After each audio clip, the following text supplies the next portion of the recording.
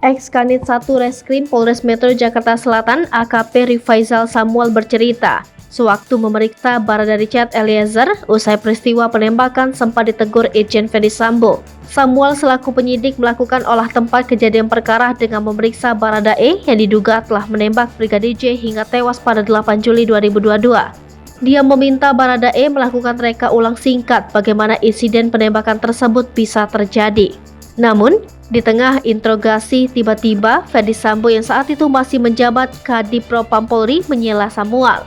Samuel mengungkapkan kala itu Ferdy Sambo sontak saja meminta dirinya agar tidak terlalu garang menggali informasi dari Barada E. Samuel mengatakan dirinya diminta Ferdy Sambo untuk memahami kondisi batin Barada E yang baru saja mengeksekusi Brigadir J.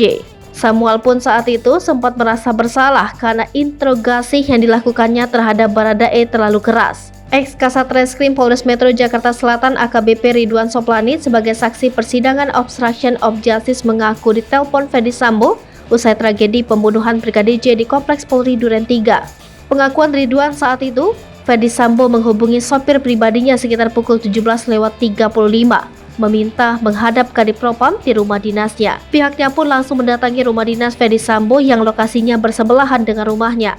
Di sana dirinya langsung bertemu Ferdy Sambo yang sedang berada di garasi.